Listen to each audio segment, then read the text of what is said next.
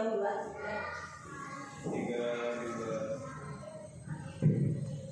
Assalamualaikum warahmatullahi wabarakatuh. Alhamdulillah, bagaimana Bapak Ibu kabarnya? Baik, ulun ucapkan terima kasih atas kesediaan Bapak Ibu berhadir pada kegiatan hari ini. Selain itu, pada kesempatan kali ini ulun ingin berbagi sedikit informasi yang telah ulun dapatkan selama menjalani pendidikan guru penggerak.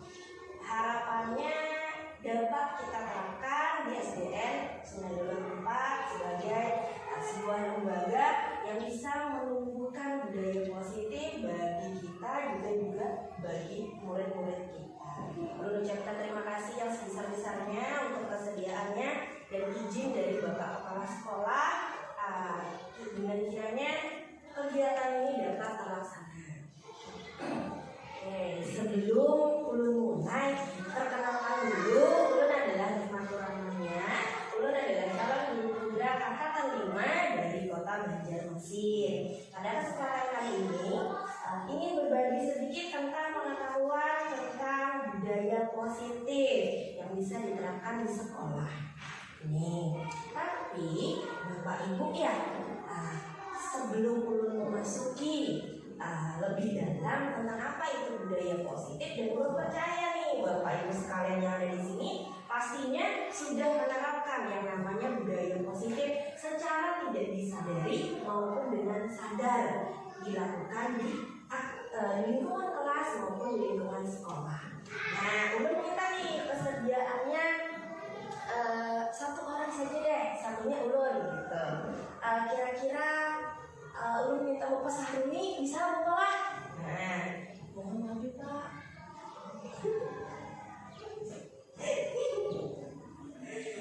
Maju Pak. Benar ya Pak? Oke, sebelah itu. Nih Bapak Ibu ya, silahkan Bapak Sahruni membayangkan. Kira-kira Bapak adalah A. Nah, A di sini tugasnya adalah mengepalkan tangan. Nah, kira-kira Pak Aib yang bayangkan di dalam tangan pian ini ada emas, intan atau barang berharga dari yang pian miliki dalam hidup ini, yang harus pian pertahankan. Nah, kira-kira nih kalau ulun meminta pian membuka, pian mau membukakan nggak Pak? Ulun coba lah, ulun coba nih. Bapak, kira-kira di tangan pian itu ada apa ya Pak? Ulunnya tertahu serta ada ulun. Ada apa?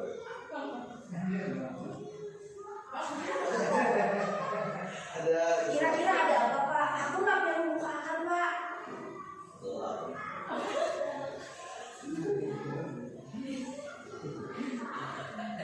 Jadi Bapak Sahruni ternyata ingin membukakan untuk ulun. Nyaman sekali lah ulun mengontrol Bapak Sahruni ini. Biar ulun buka di sini biar ulun tutup. Terima kasih Bapak Sahruni lah. Nah, dari aktivitas kita tadi yang ulun lakukan dengan Bapak Sahruni, si Bapak Sahruni tadi mengepalkan tangan beliau dengan harapan di dalamnya itu, dengan membayangkan di dalamnya itu adalah sesuatu yang berharga. Biasanya kalau ada sesuatu hal yang berharga di dalam tangan kita, kira-kira kita mau lah melihatkan dengan orang lain. Biasanya ada yang roboh, tapi Bapak Sahruni ini mau melihatkan. Artinya ini alhamdulillah luar biasa bisa membuat Bapak Sahruni membuka tangannya atau memperlihatkan isi dari kepalan tangan beliau.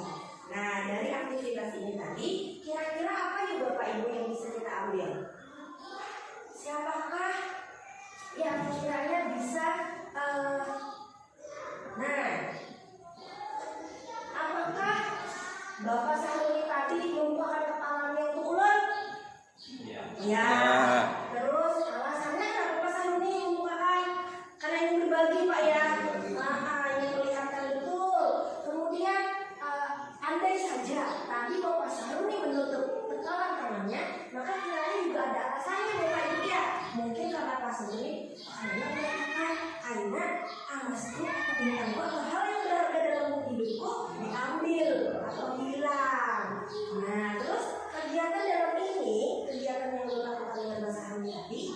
adalah sebuah aktivitas di mana yang memegang kendali atau kontrol terhadap diri seseorang itu dimulai dari diri sendiri, Bapak Ibu ya. Jadi Bapak Saruni tadi baik sekali beliau membukakan, artinya juga berasal dari dalam diri.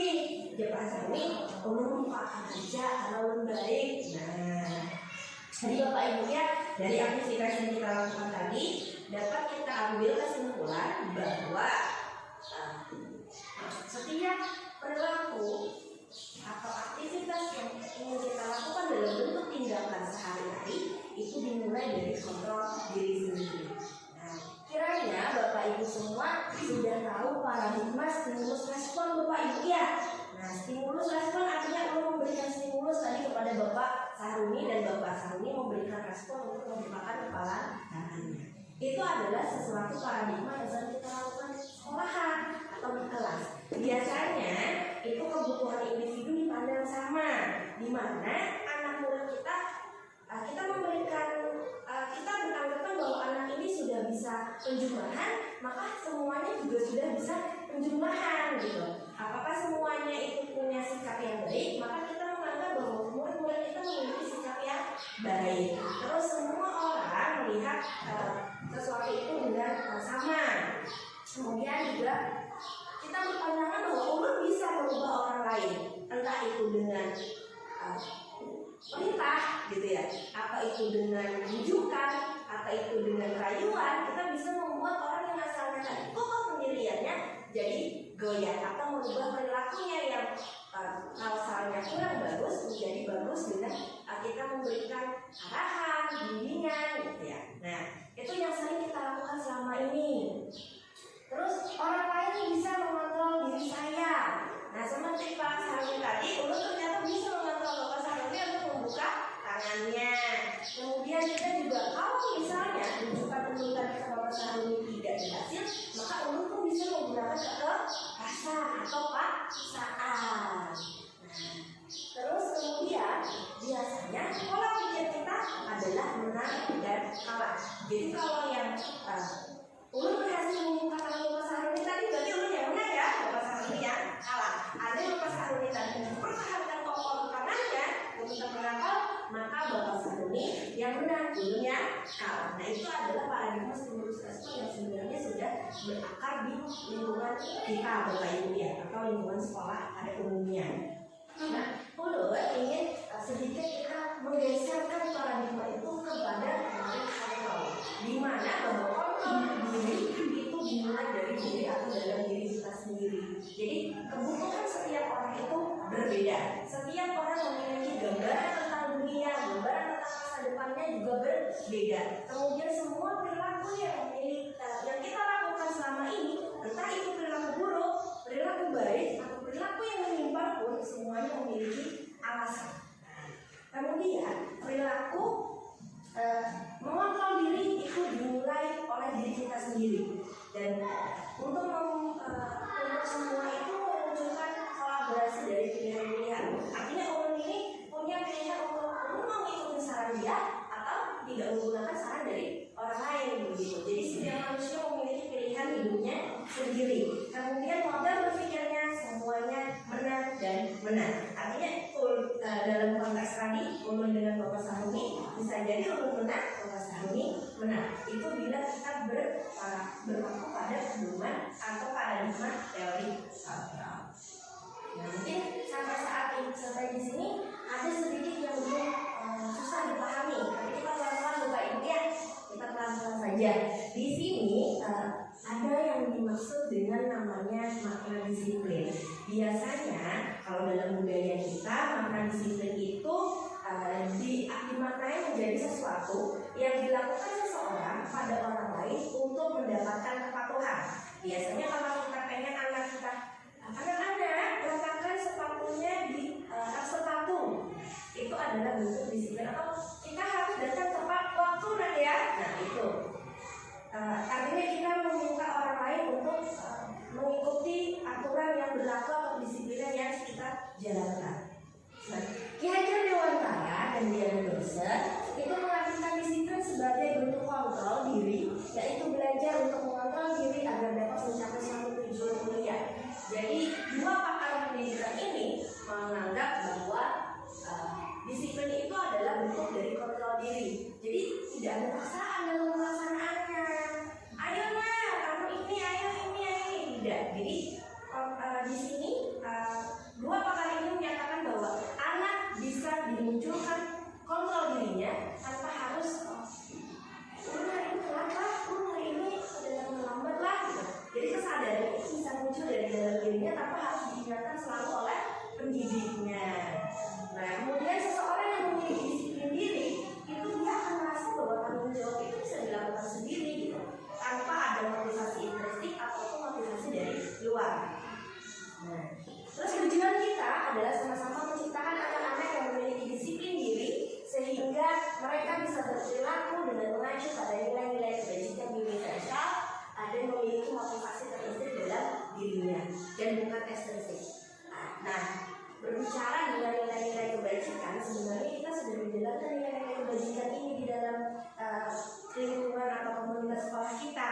Nah, si Dr. William Glasser pada teori tahun 1984, beliau menyatakan bahwa setiap perbuatan memiliki suatu tujuan. Jadi entah itu perbuatan baik, buruk, ataupun tadi perilaku yang menyimpang, itu semuanya memiliki tujuan atau alasannya tersendiri. Kenapa perbuatan itu bisa terjadi? Nah, selanjutnya Diana Dasar tahun 1998 juga mengungkap bahwa mengaitkan nilai-nilai kebajikan yang diyakini seseorang akan memunculkan motivasi intrinstiknya akan terbangun sehingga menggerakkan motivasi diri dan untuk mencapai tujuan yang diinginkan. Nah, kalau kita berbicara nih Bapak Ibu ya, kita kan saat ini lagi bicara sosialisasi atau pelaksanaan kurikulum merdeka yang diharapkan dari kurikulum ini akan memunculkan karakter profil pelajar Pancasila. Ya, ini bisa Bapak Ibu lihat 6 dari profil pelajar Pancasila. Ini sebenarnya adalah nilai-nilai kebajikan yang diterapkan di Indonesia atau khususnya di dunia pendidikan. Kenapa ini disebut nilai-nilai kebajikan universal? Karena harapannya semua anak-anak didik kita memiliki 6 karakter ini dalam kehidupan kesehariannya, tapi dalam budaya positif itu muncul dari dalam diri anak itu tersendiri. Jadi kita sebagai pendidik bagaimana nih caranya nih supaya anak itu sadar sendiri tanggung jawabnya untuk memunculkan karakter profil pelajar Pancasila. Melanjutkan, biasanya bentuk dari motivasi ini adalah keyakinan. Nilai-nilai kebajikan universal, contohnya profil pelajar Pancasila tadi, itu tersirat atau tersurat disepakati secara bersama dengan latar belakang suku, negara, bangsa maupun agama, dan itu semua juga disebut sebagai sebuah keyakinan. Nah, jadi kita berkeyakinan bahwa murid-murid kita akan memiliki profil pelajar Pancasila. Nah, untuk seseorang yang akan tergerak dan semangat untuk menjalankan keyakinannya daripada hanya sekedar mengikuti serangkaian peraturan yang tertulis. Ulun pernah dengar dalam kehidupan keseharian kita peraturan itu dibuat untuk dilanggar, betul kan Bapak Ibu ya? Nah, ada yang bilang seperti itu, Bu, ada peraturan itu untuk dilanggar. Ini pernah dengar itu. Pada dasarnya kita biasanya seperti kayak robot yang diatur untuk menjalani peraturan. Jadi kalau harus datang tepat waktu, ya kita harus datang tepat waktu. Tapi ulun tanya nih, kenapa kita datang tepat waktu? Karena adanya peraturan. Kemudian kalau ulun tidak datang tepat waktu, ulun akan dapat hukuman. Entah itu hukuman atau konsekuensinya ada disepakati bersama di dalam kelas. Nah, ini ulun mau musik sedikit. Jadi ini adalah contoh kesepakatan kelas dan keyakinan kelas yang ulun buat bersama anak-anak di kelas 4. Nah, kira-kira nih Bapak Ibu sekalian yang ada di sini bisa tidak ya membedakan apa itu kesepakatan kelas dan keyakinan kelas? Kenapa dua hal itu menjadi dua hal yang berbeda?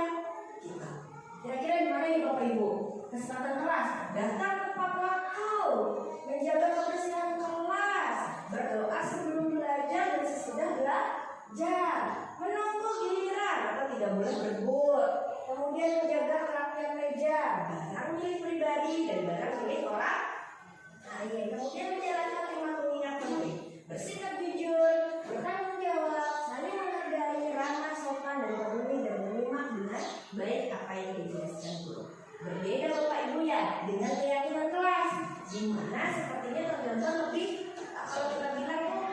Bapak ya. Nah, Untuk kesadaran. betul. Jadi di sekolah kita saling menghormati dan menyayangi sesama. Terus di kelas kita melakukan yang terbaik dan saling mendukung sambil belajar bersama-sama. Di kelas kami kreatif, berani tampil, fokus dan konsentrasi, serta selalu semangat dalam belajar. Di kelas kami bekerja sama, menjaga ketertiban, ketenangan, dan saling membantu sesama. Kemudian di kelas kami juga meyakini bahwa sangat penting untuk berkomitmen terhadap setiap tugas yang diberikan guru. Jadi perbedaannya kira-kira apa ya Bapak Ibu? Kira-kira ada apa perbedaannya Pak menurut Bapak? Kalau kesepakatan kelas itu sepertinya Iya. tidak menuntut ke kesadaran si siswanya. Iya. Jadi kayak ada terpaksaan untuk melakukan kalau keyakinan kelas itu berangkat dari bentuk kesadaran dirinya. Betul sekali Bapak ya. Jadi pandangan Bapak tentang kesepakatan kelas dan keyakinan kelas itu bahwa sesuatu hal yang berbeda tapi saling mendukung Bapak Ibu ya. Jadi kesepakatan kelas itu sedikit mirip dengan peraturan Bapak Ibu ya. Dan biasanya tergolong murid itu jadi menurutinya secara terpaksa. Sedangkan keyakinan kelas adalah kesepakatan bersama yang dilakukan muncul dari dalam dirinya atau kesadaran seperti kata Bapak, kesadaran dalam diri anaknya. Nah, jadi bentuk dari kesadaran diri tadi bisa muncul karena adanya motivasi dari perilaku manusia. Di sini Diana dosen juga menyampaikan 3 motivasi perilaku manusia, yaitu A. Untuk menghindari ketidaknyamanan atau hukuman. Nah, jadi untuk menjalani sebuah disiplin atau peraturan tadi, aku tuh merasa kalau ulun tidak melaksanakannya maka ulun akan mendapat hukuman. Kemudian yang kedua, untuk mendapatkan imbalan, ulun mau maju ke depan, nanti dikasih hadiah sama ibu guru. Nah, itu adalah bentuk penghargaan. Kemudian juga ada motivasi yang ketiga, yaitu untuk menjadi orang yang mereka inginkan. Artinya mereka ingin maju, mereka ingin berkembang dari dalam dirinya sendiri. Jadi ada 3 motivasi Bapak Ibu ya. Yang pertama, karena dia takut atau tidak nyaman dengan hukuman, jadi dia melakukan kegiatan itu. Yang kedua, dia melakukan itu karena akan mendapatkan imbalan. Dan yang ketiga, dia ingin melakukan sesuatu karena itu berasal dari keinginannya sendiri. Contoh kasusnya Bapak Ibu, kita main kasus nih Pak Bu ya. Iva kurang menguasai pelajaran matematika, sehingga pada saat pembelajaran tersebut berlangsung dia lebih banyak berdiam diri atau menyebar di buku pelajarannya. Pada saat guru matematikanya Pak Seno menanyakan pertanyaan, Iva menjadi gugup dan tak sengaja menjatuhkan tasnya dari kursi, serta tiba-tiba menjadi gagap pada saat berupaya menjawab. Seluruh kelas pun tertawa melihat perilaku Iva yang berbicara tergagap-gagap, terkejut tersebut. Pak Seno pada saat itu membiarkan anak-anak Iva untuk tertawa. Iva yang tergagap dan malu luar biasa dan meminta Iva untuk maju ke depan dan berdiri di depan kelas sambil menunjuk hidungnya karena tidak bisa menjawab pertanyaan Pak Seno. Kelas makin gaduh dan anak-anak pun tertawa melihat Iva di depan kelas memegang ujung hidungnya. Kira-kira apakah Bapak Ibu setuju dengan apa yang dilakukan Pak Seno? Bagaimana salah? Tidak setuju Bu ya? Oke, nah Ibu Sarah tidak setuju. Kira-kira kenapa Bu Sarah ini tidak setuju?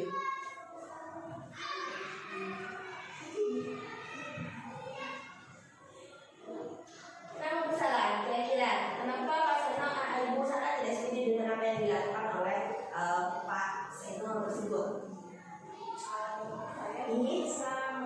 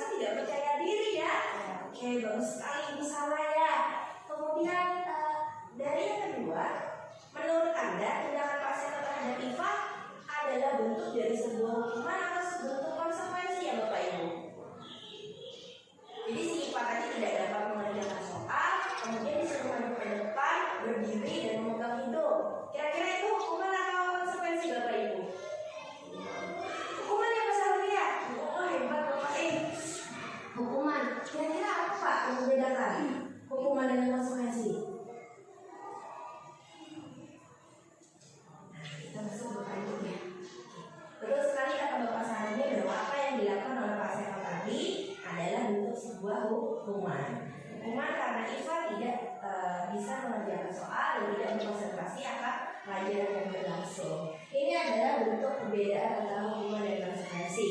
Jadi hukuman itu tidak bersifat rencana, langsung aja munculnya dari ide si guru. Udah berdiri aja kamu di depan, hidungnya dipegang, atau udah berdiri aja kamu ke depan, pegang telinganya. Nah, dan jenis hukuman ini bersifat satu arah atau dari gurunya saja yang memberikan, tanpa si murid itu tahu bahwa ini harus seperti itu. Kemudian bentuk hukuman itu digunakan biasanya bentuknya fisik dan tidak mendidik. Nah, contohnya nih kalau misalnya ada anak yang telat datang ke kelas disuruh berjemur di lapangan 5 menit. Nah itu fisik ya Pak yang digunakan Bapak Ibu. Terus ada yang disuruh keliling lapangan selama 2 putaran. Nah itu adalah bentuk-bentuk hukuman. Kenapa disebut bentuk hukuman? Karena melibatkan fisik dan dilakukan oleh guru secara satu arah dan murid itu tidak tahu hukuman apa yang akan dia terima. Gitu. Jadi si anak nih kayak ya terima aja lah kalau disuruh gurunya ngapain gitu Bapak Ibu ya. Kalau konsekuensi itu artinya kita sudah menyampaikan nih bahwa kalau datang terlambat anak ibu harus membersihkan kelas. Boleh bentuknya fisik tapi mendidik. Kemudian konsekuensi biasanya juga diberikan berdasarkan diukur sebanyak 3 kali. Artinya ada rentang. Ini anak sudah terlambat 3 kali baru dia mendapatkan konsekuensi. Kalau dia baru sekali maka kita cukup memberikan pengarahan. Kemudian peraturan atau konsekuensi yang mengikuti ini sudah diketahui murid sebelumnya. Jadi ada kesepakatan dari guru dan murid. Ayo kalau misalnya kita terlambat apa nih gitu. Konsekuensinya apa gitu. Kalau kamu tidak menaruh sepatu di rak sepatumu maka apa konsekuensi yang harus kamu terima? Menyusun sepatunya di rak sepatu. Ini itu adalah bentuk konsekuensi. Nah, jadi itu adalah hukuman dan konsekuensi. 2 hukuman maupun konsekuensi itu biasanya sudah diterapkan di sekolah Bapak Ibu ya. Kalau melihat ke sini sebenarnya sekolah-sekolah sudah hampir tidak melakukan yang namanya hukuman karena melihat bahwa hukuman itu cenderung ke fisik anak. Nah, Bapak Ibu sekalian sudah bergeser paradigmanya sudah terbentuk sebuah konsekuensi di mana konsekuensi itu bisa mengatasi bentuk ketidakdisiplinan murid menjadi disiplin. Itu adalah bentuk upaya kontrol guru kepada murid untuk mengubah perilakunya. Nah di sini pada kegiatan ini Ulun ingin membagikan lagi nih bentuk ketiga dari perubahan disiplin siswa tadi ke arah yang lebih baik dengan bentuk yang namanya restitusi. Nah, restitusi ini akan menciptakan yang namanya disiplin positif. Jadi kalau kita selama ini menangani disiplinan siswa dengan bentuk hukuman, kemudian ada juga yang menggunakan yang bentuk konsekuensi, maka ulun tawarkan yang ketiga bentuknya adalah restitusi. Jadi restitusi adalah proses penciptaan kondisi bagi murid untuk memperbaiki kesalahan mereka, sehingga mereka bisa kembali pada kelompok mereka dengan karakter yang lebih kuat. Di sini restitusi juga merupakan proses kolaboratif yang mengajarkan murid untuk mencari solusi dari masalah mereka dan membantu murid berpikir tegak tentang orang seperti apa yang mereka inginkan dan bagaimana mereka harus memperlakukan orang lain. Nah, ini adalah ciri-ciri dari restitusi. Restitusi bukan untuk menebus kesalahan, namun untuk belajar dari kesalahan. Restitusi bisa memperbaiki antara hubungan yang berkelahi. Misalnya anak A dan anak B berkelahi di kelas karena si A merebut makanan si B. Nah, restitusi ini bisa memperbaiki hubungan, jadi mereka yang dulunya bertengkar jadi kembali akrab. Kemudian restitusi menawarkan tawaran, bukan paksaan. Jadi kita menawarkan kepada anak, solusi apa nih kira-kira yang bisa kamu lakukan untuk memperbaiki kesalahan kamu. Kemudian restitusi juga menuntut untuk melihat ke dalam diri anak. Jadi anak bisa menyadari bahwa oh saya ternyata bersalah gitu ya. Ternyata yang saya lakukan selama ini tidak benar. Kemudian restitusi mencari kebutuhan dasar yang mendasari tindakan. Seperti yang aku sampaikan di awal tadi bahwa semua tindakan yang dilakukan oleh kita pasti memiliki alasannya kenapa. Nah, kemudian restitusi adalah cara yang paling baik, cara yang paling manusiawi atau paling baik diterapkan kepada murid. Restitusi juga fokus pada karakter, bukan tindakannya. Jadi kita menumbuhkan karakter anak. Kemudian restitusi itu menguatkan karakter yang dimiliki anak, dan restitusi juga fokus pada solusi, bukan yang siapa yang salah, Bapak Ibu ya. Selama ini kalau misalnya kita di dalam kelas ada yang bertengkar, ini bukan yang meratu buku ulun, ini bukan yang meratu buku ulun, siapa yang salah duluan ini? Nah, selama ini kita selalu mencari siapa yang salah, gitu. Jadi di sini kita berfokus pada solusinya dan bukan yang salahnya. Terus restitusi mengembalikan murid yang berbuat salah pada kelompoknya.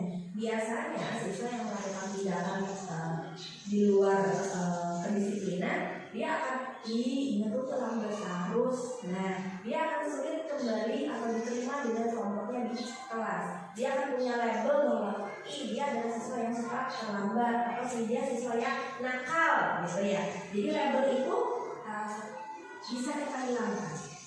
Nah, yang mendasari sebelum kita melaksanakan restitusi adalah kemampuan kita dalam melihat 5 kebutuhan dasar manusia.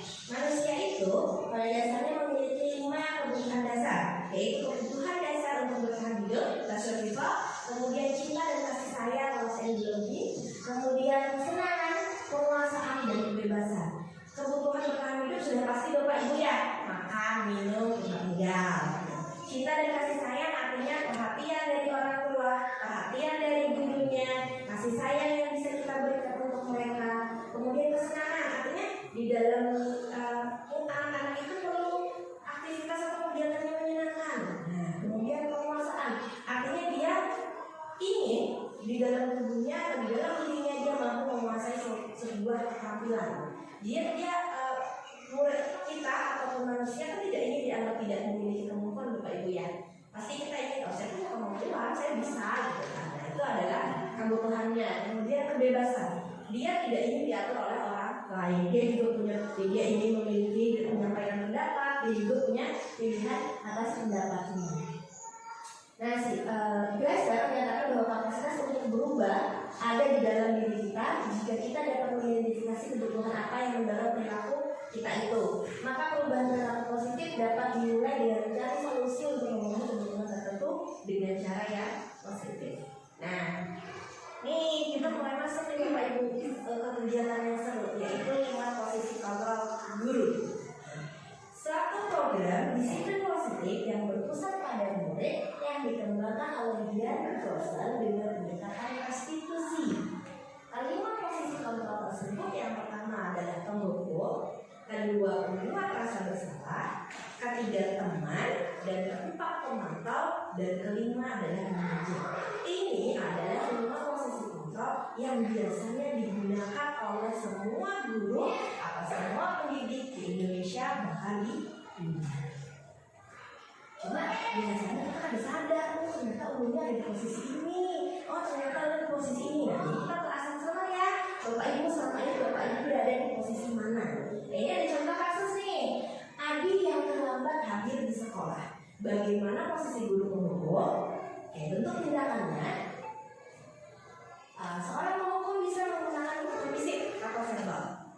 Biasanya contoh perkataannya begini, terlambat lagi, pasti terlambat lagi, selalu datang terlambat. Kapan bisa datang tepat waktu kamu Adi? Biasanya itu gitu.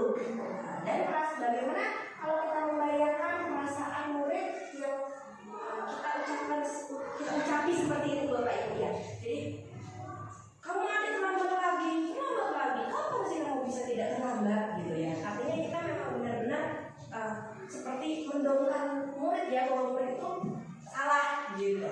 Nah, hasilnya bisa saja si Adi saat itu nurut, ya Pak, maaf saya salah gitu. Tapi si Adi merasa tidak bahwa kesalahannya itu salah gitu, tindakannya itu salah. Belum tentu Bapak Ibu ya, dia mungkin saja tidak merasa bahwa perkataan itu melanggar aturan atau melanggar kedisiplinan. Dia pun bisa karena ucapan dari gurunya tadi yang kasar, keras, menghardik, menghukum gitu ya, terus memberikan hukuman dari apa yang dia lakukan, maka hasil yang diterima oleh si Adi ini dia akan merasa marah, kesal. Ini aja tuh hari ini belum tentu besok punya turun, atau bisa jadi ini menjadi temannya sebagai bentuk pengalihan dari dia yang didukung oleh gurunya. Jadi tindakan anak bisa berubah karena tindakan atau posisi kontrol guru. Jadi kalau tindakannya si guru itu adalah sebuah pemukul. Ada juga posisi guru yang membuat murid merasa bersalah.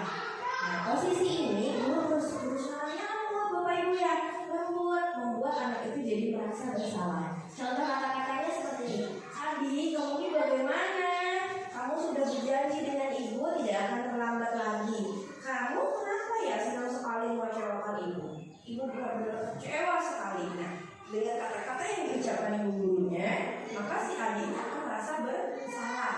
Pada posisi ini, hasil yang diterima murid pasti muridnya akan sedih karena dia merasa telah mengecewakan ibu gurunya, dan dia juga merasa menjadi siswa yang gagal. Kenapa saya ini jadi harus mengecewakan ibu guru selalu gitu ya? Tapi ini lama-kelamaan kalau aktivitas ini selalu dilakukan, maka anak itu akan memendam. Ya kadang-kadang tuh ada anak yang akhirnya meledak secara sendiri gitu ya. Nah itu karena dia selalu ditekan dengan rasa bersalahnya oleh si guru. Jadi cara ini juga termasuk cara yang menghasilkan sesuatu hal yang termasuk negatif gitu ya. Dan dia juga bisa-bisa menyakiti dirinya sendiri dan orang lain. Gitu. Kemudian ada posisi teman. Nah ini mungkin sebagian adik muda biasanya menggunakan posisi ini ya untuk menangani murid-muridnya. Jadi guru di posisi ini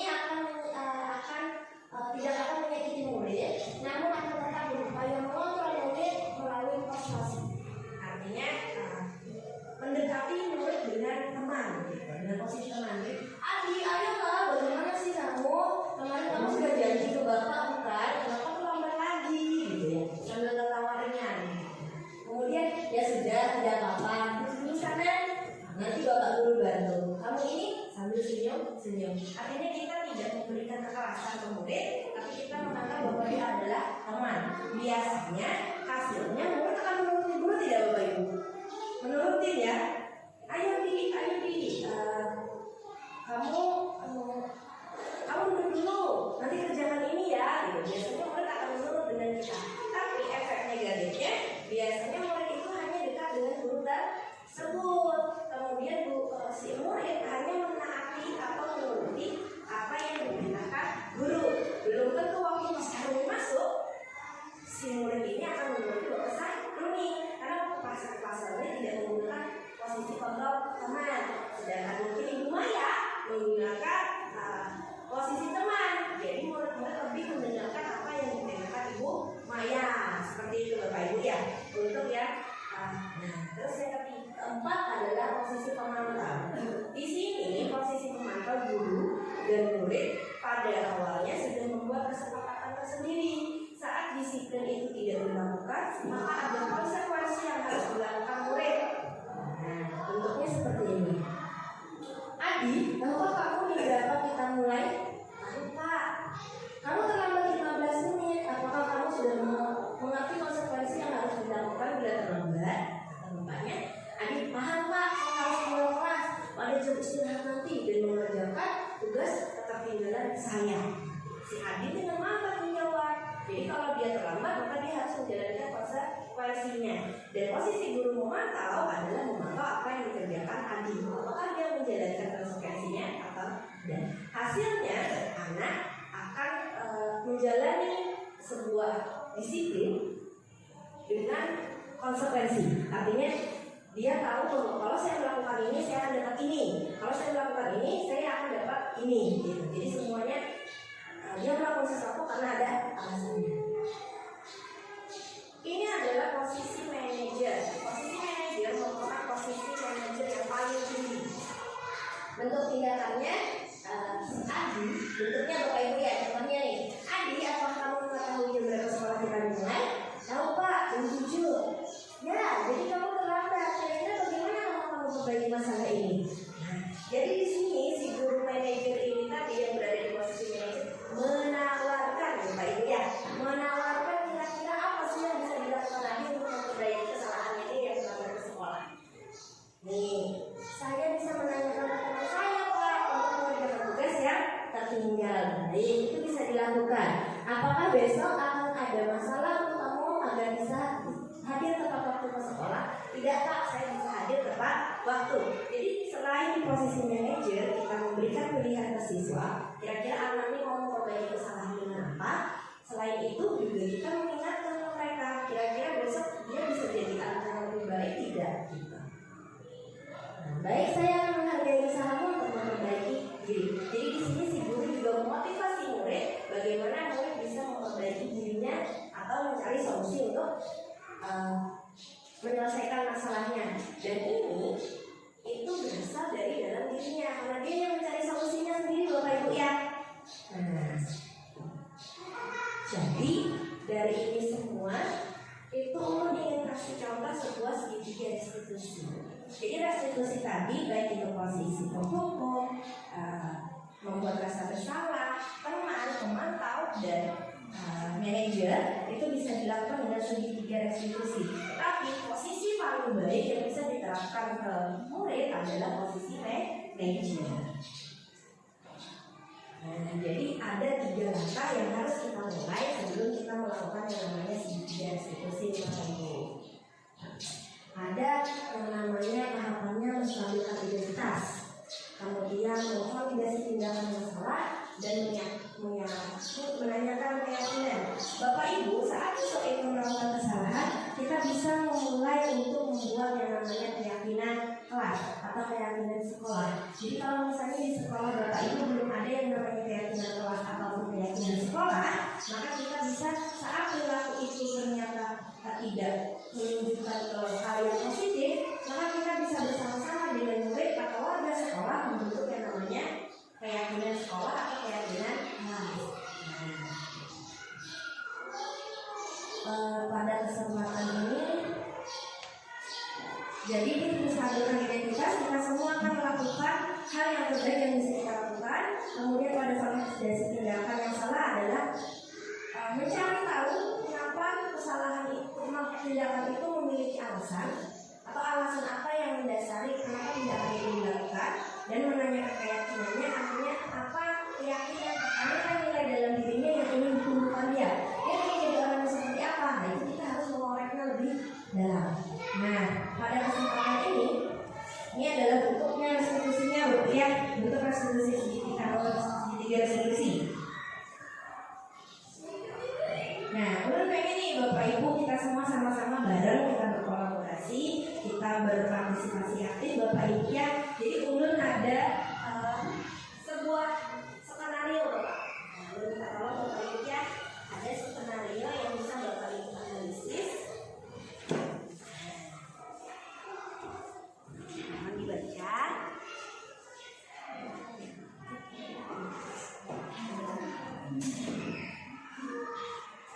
Nah, dari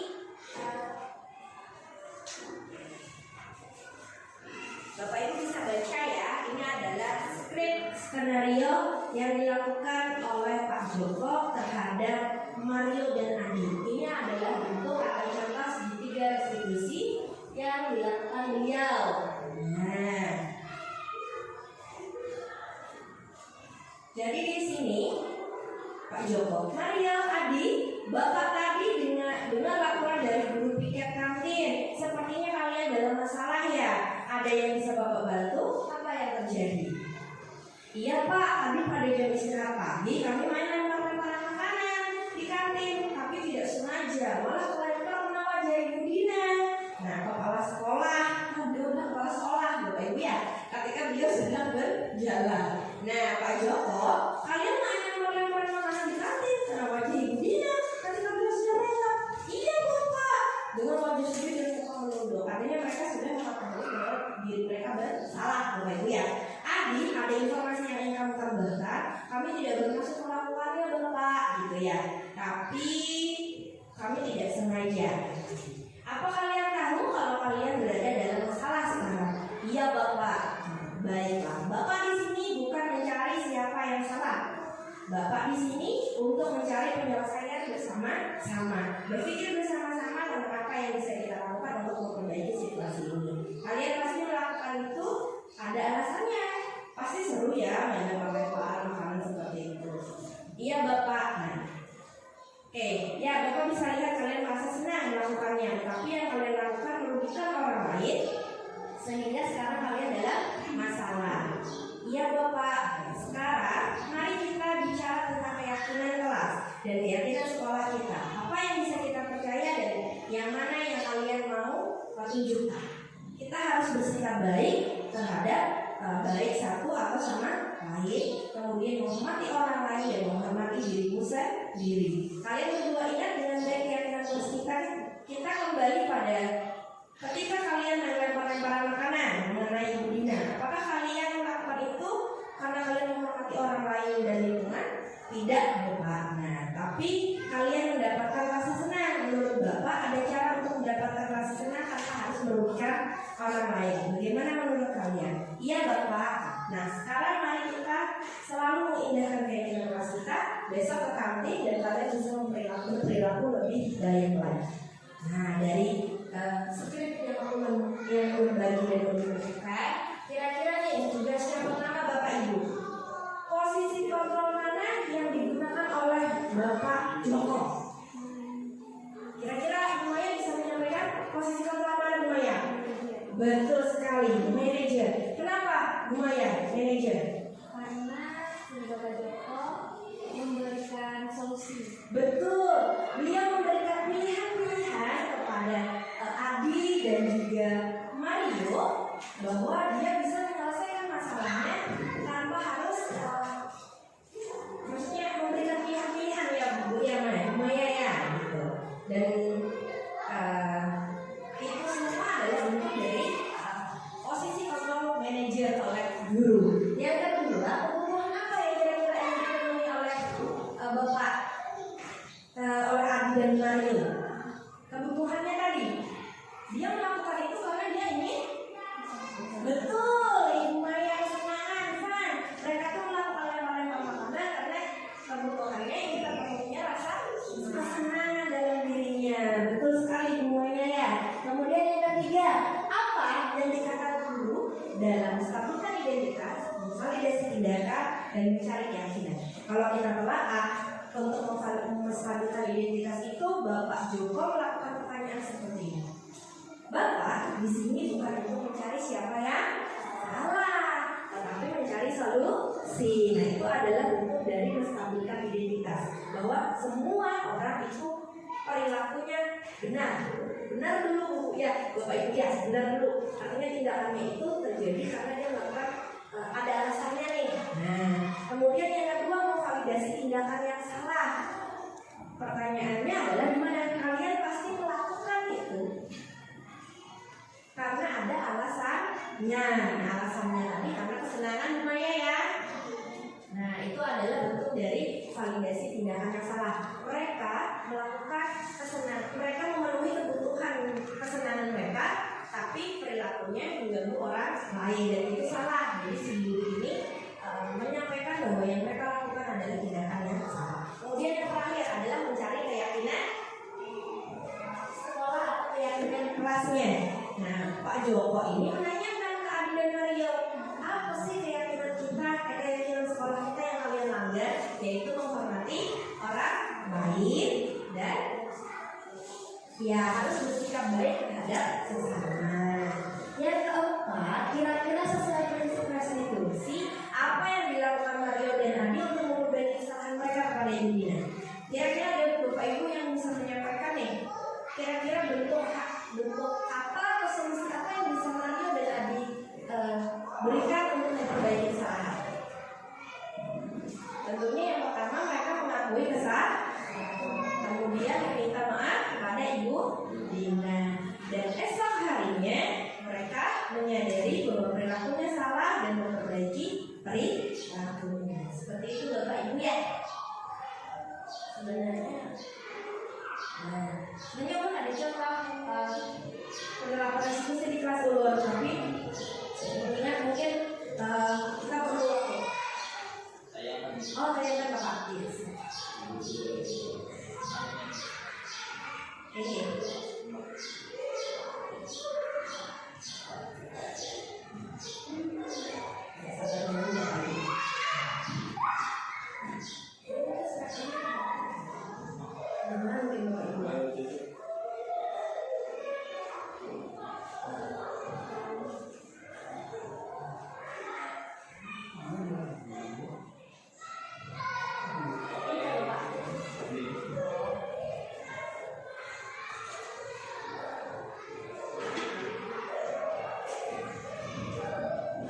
Oh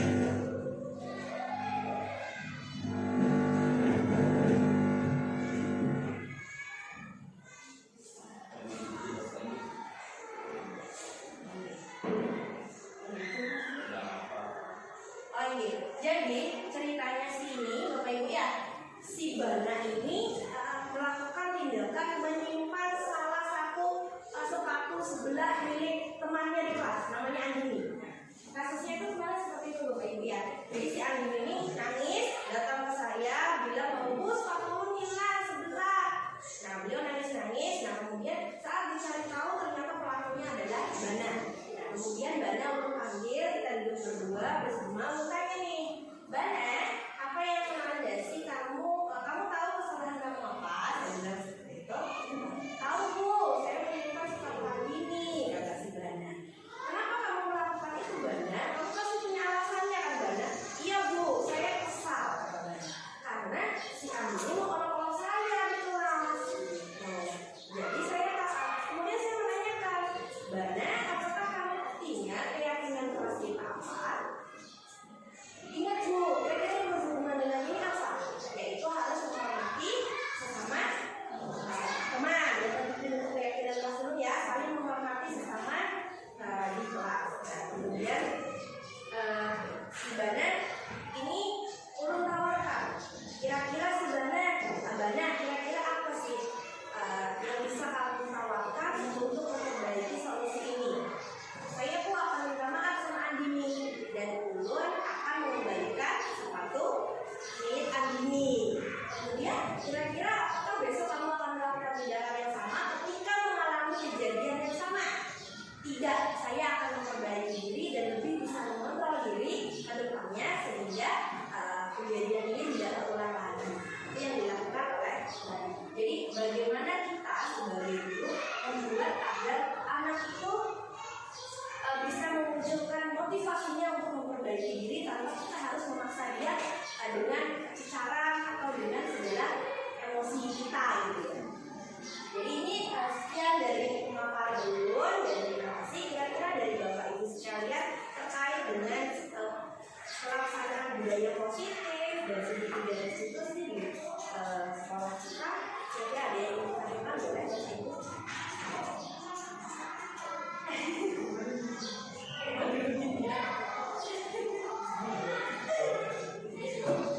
Ini silakan.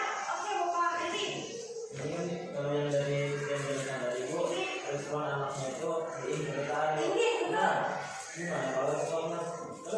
Ada apa Bu? Ini apa? Manualnya Pak Iya, betul Bapak. Betul. Anu aja. Betul sekali. Sangat bagus pertanyaannya Bapak Ibu ya. Sampai ke Bapak ya. Karena itu bentuk nyata bahkan bentuk nyata kejadian di sekolah kita nih. Bahwa ada semua anak yang ini pun gitu ya. Setiap sekolah, setiap lingkungan itu mempunyai budaya lokalnya sendiri. Jadi anak itu punya pendiriannya sendiri. Tidak semua anak peduli harus, tapi ada anak juga yang ingin mempertahankan posisinya. Lu kan salah, ngapain salah? Lu harus minta maaf. Atau kenapa lu harus memperbaiki diri? Padahal dia yang salah, gitu ya. Tapi di sini posisi kita adalah posisi manajer Bapak ya.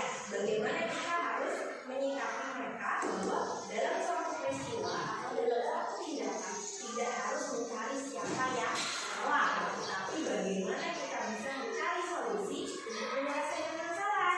Nah, seperti yang Bapak Hairi tanyakan bahwa ada anak yang tidak hadir, lu nggak ada mau, nah, maka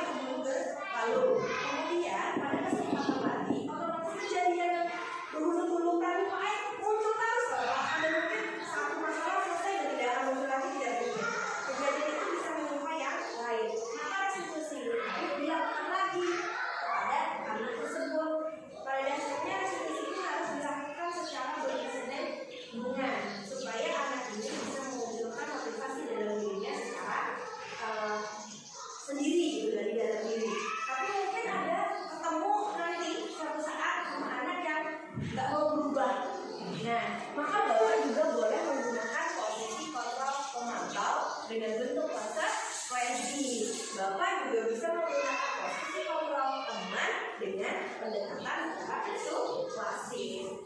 Jadi dari 5 posisi kontrol yang digunakan dalam uji 3 restitusi, saya bilang yang paling baik adalah posisi manajer. Tapi tidak menutup kemungkinan Bapak Ibu boleh menggunakan posisi yang lain selama tidak menggunakan pemukul Bapak Ibu ya. Karena posisi pemukul adalah posisi paling rendah dalam menanggapi tindakan atau perilaku.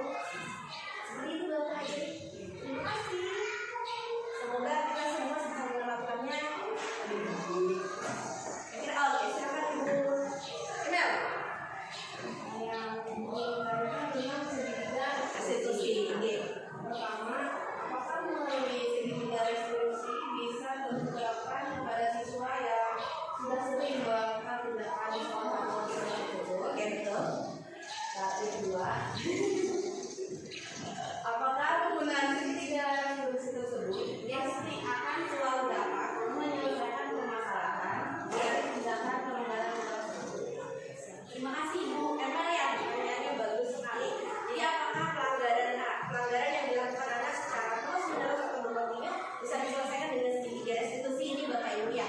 Saya bilang sebenarnya bisa, tapi menurut kesabaran kita sebagai pendidik. Artinya kita bisa menyikapi. Kadang ada anak juga, saya nggak apa-apa nakal hari ini gitu ya.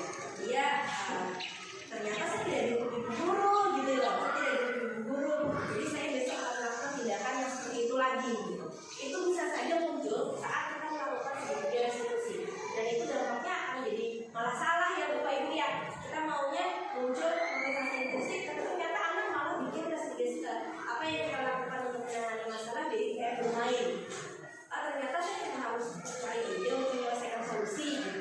Jadi itu adalah bagaimana kita sebagai pendidik menumbuhkan rasa motivasinya nih. Kita menggali dia apa kebutuhan yang dia ingin capai.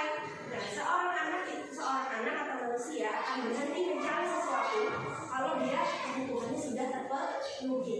Jadi contoh seperti tadi, kebutuhan senang-senangnya ingin dipenuhi anak, tapi cara melakukannya tidak efektif gitu ya. Jadi bagaimana kita sama-sama diskusi, jadi anak diajak diskusi, kita perlu menjembatani, memberikan solusi bagaimana anak ini kira-kira memenuhi kebutuhannya tadi. Kenapa dia melakukan tindakan? Karena ada alasannya untuk terpenuhinya kebutuhan, dan kebutuhan ini harus kita penuhi agar tindakannya tidak berulang lagi. Jadi bukan hanya untuk mencari solusi saja, tapi kita harus mencari tahu kebutuhan yang ingin dipenuhi apa. Artinya saya tidak akan melakukan ini kalau saya tidak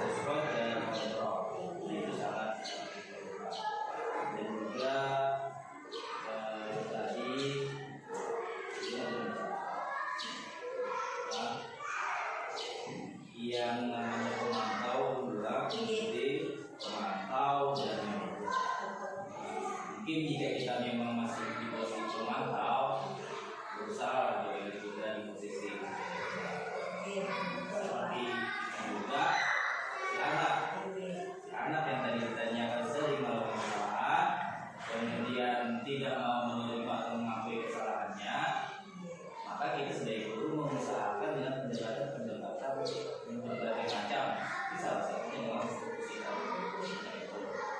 Jadi dalam berhenti melakukan yang dianggap susah membantu bagi kita untuk menghadapi masalah dari masalah. Terima kasih Bapak atas masukannya dan pendapatnya bagi kita semua Bapak Ibu ya. Harapan besar bagi kita adalah budaya positif dengan ketiga resolusi ini bisa tercipta di sekolah kita Bapak Ibu ya. Akhir salam, saya akhiri sosialisasi ini tentang budaya positif di sekolah kita. Salah hilaf saya mohon maaf. Assalamualaikum warahmatullahi wabarakatuh. Terima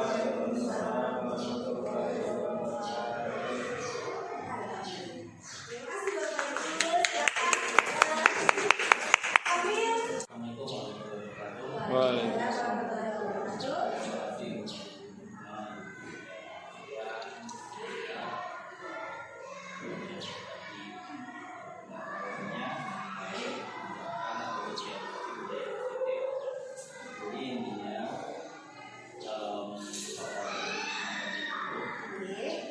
Budaya positif di sekolah ini bagi kita sebagai pendidik atau sebagai guru itu perlu ditumbuhkan dengan berbagai cara, salah satunya dengan cara pendekatan yang ada situasi ya